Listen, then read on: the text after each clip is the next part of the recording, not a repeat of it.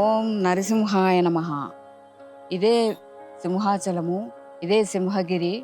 ఇక్కడ శ్రీ వరాహ లక్ష్మీ నరసింహస్వామి కృతయుగం నుంచి కూడా ఇక్కడే కొలువై ఉన్నారు. ఈ సింహాచల క్షేత్రానికి అనేక మంది శతాబ్దాలుగా రాజులు, చక్రవర్తులు అనేక భూముల్ని దానం ఇవ్వటం జరిగింది. ఆ భూములు ఇదిగో ఈ కనిపిస్తున్నటువంటి ఈ పుష్కరిణి, దాని వెనకాల ఉన్నటువంటి ఆ పంట భూములే అడవివరము. అలాగే ఇటు సైడ్ వచ్చేసరికి ఈ కొండను ఆనుకుని ఉన్న గ్రామం వేపగుంట.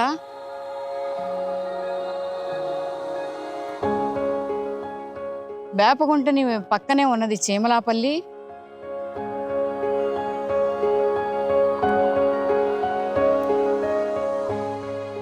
ఈ చీమలాపల్లికి అటు సైడ్ ఆ బిల్డింగ్ సముదాయమే పురుషోత్తపురం.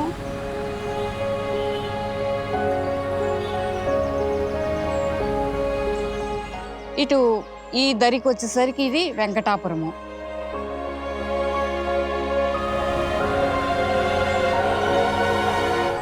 ఇప్పుడు నేను చూపించినటువంటి ఈ గ్రామాలే పంచగ్రామాలుగా పేర్కొనబడ్డాయి.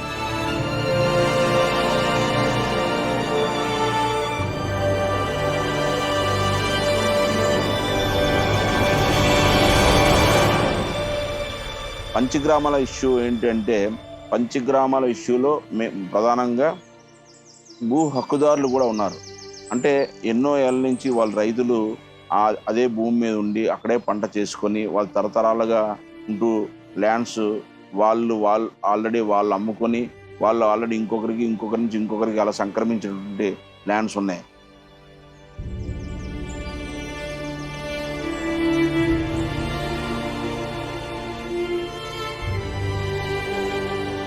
కొంత ల్యాండ్ ఆక్రమణకు గురైంది ఉంది. రెండు రకాలుగా మనం చూసుకుంటే సమస్య అయితే ఉంది. కానీ గవర్నమెంట్ ఏం చెప్తుందంటే, చాలా గవర్నమెంట్లు మారినా ఒకసారి ఒక గవర్నమెంట్ ఒక జీవో ఇచ్చింది. ఆ జీవోలో కొంతమందికి డబ్బులు కడితే అప్పుడున్న రేట్ ప్రకారంగా రేట్ నిర్ణయించి 1998లో కొంత ఈ రేటు పెట్టమంటే పెట్టి ఆ రేటు చాలామంది కొంతమందికి తెలుసు, కొంతమందికి తెలియదు. తెలిసిన వాళ్ళందరూ కూడా డబ్బులు కట్టుకున్నారు దేవస్థానం. కట్టుకుంటే దేవస్థానం నుంచి ఎల్ఆర్సి ల్యాండ్ క్లియరెన్స్ సర్టిఫికేట్ ఇచ్చారు, ఎల్ఆర్సి ఇచ్చారు. కొంతమంది తెలియని వాళ్ళు కట్టుకోలేకపోయారు. మా భూమి మేము కట్టుకోవడం ఏంటి, మాదే కదా ల్యాండ్, మేము ఇంకొకరికి డబ్బులు ఎందుకు కట్టుకోవాలి అని కొంతమంది ఆ రకంగా కూడా భావించారు. వాళ్ళు కట్టుకోలేకపోయారు. అలాగే అనేక రకమైన సమస్యలు కోర్టులో మరి కేసుల్లో ములుగుతూ ఉన్నాయి. అది ఈ అన్నింటి మీద కూడా దేవస్థానం ఒక కన్ఫ్యూజన్కి, గవర్నమెంట్ దేవస్థానం కూడా ఒక కన్ఫ్యూజన్కి వచ్చి కన్ఫ్యూజన్ అంతా కూడా క్లియర్ చేసి వీరిద్దరూ కూడా ఒక అండర్స్టాండింగ్తో దేవుడికి ఎటువంటి ఇబ్బంది కలగకుండా ఒక మార్కెట్ ప్రకారంగా ఈ రేటు ఇస్తే బాగుంటుంది అని చెప్పేసి త్వరలోనే ఈ సమస్య అంతా కూడా ఒక పరిష్కారంకి వస్తుందని చెప్పేసి నేను భావిస్తూ ఉన్నాను.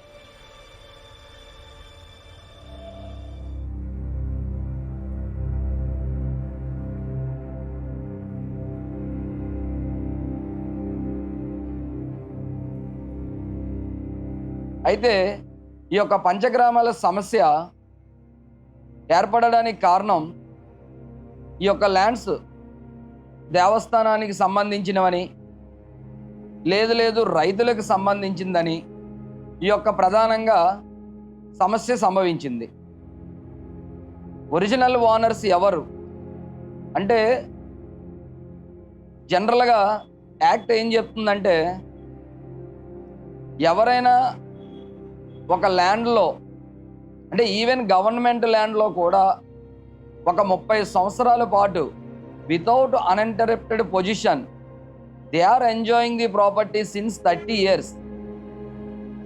They are treated as owners of the land.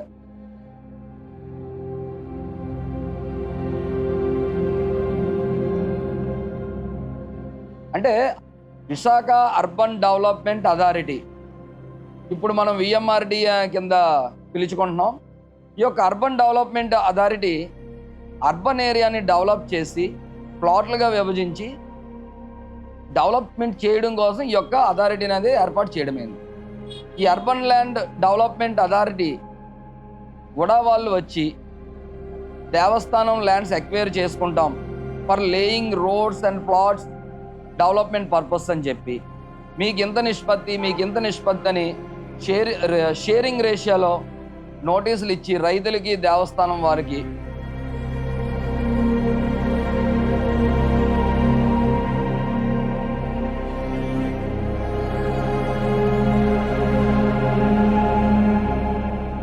అంటే ఇక్కడ రైతులకి తీవ్రమైన అన్యాయం జరుగుతుందని ఆ రోజే గ్రహించి ఈ యొక్క ప్రపోజల్ని ఉడావారి నుంచి రైతులు తిరస్కరించినారు.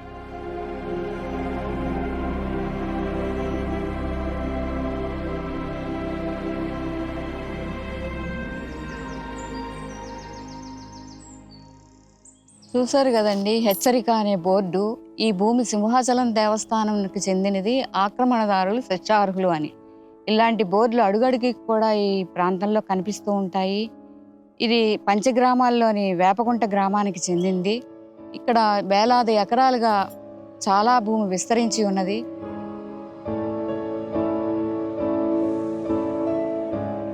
ఇదేనండి, ఈ పక్కనే మా స్థలం ఉంది, మా సొంత భూమి. అయితే దాంట్లో ఇల్లు కట్టుకోవడానికి కానీ మాకు ఎటువంటి ఇది లేదు. ఒక ఇల్లు కట్టుకుందామని చెప్పేసి మేము ధైర్యం చేసి ముందుకొచ్చినా వెంటనే దేవస్థానం వారు స్పందించి బుల్డోజర్లతోటి కూల్చివేయడం జరుగుతోంది. ఇలా చాలామంది చాలా విధాలుగా నష్టపోతున్నారు.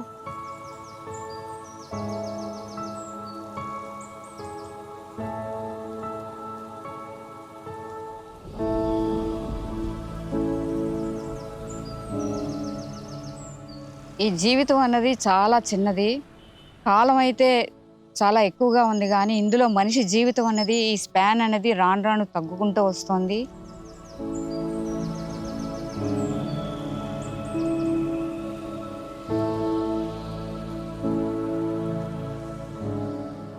ఎప్పటికైనా ప్రభుత్వం కలగజేసుకుని దేవస్థానంతో మాట్లాడి చర్చలకు వచ్చి మా దగ్గర ఫస్ట్ నుంచి వాళ్ళ దగ్గర రికార్డ్స్ ఉంటాయి కదా, ఆ రికార్డ్స్ అన్ని పరిశీలించి కొంచెం చర్యలు తీసుకుని అటువంటి చర్యలు తీసుకుంటే మాకెంతో లాభదాయకంగా ఉంటుంది.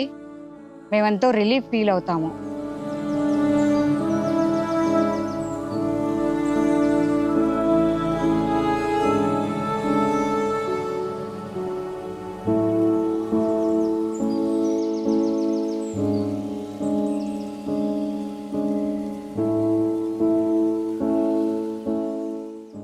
ముందు నా పిల్లలకి ఇటువంటి డిస్ప్యూట్ లేని భూముల్ని వీలునామాగా రాసి ఇవ్వాలని అనేదే నా కోరిక.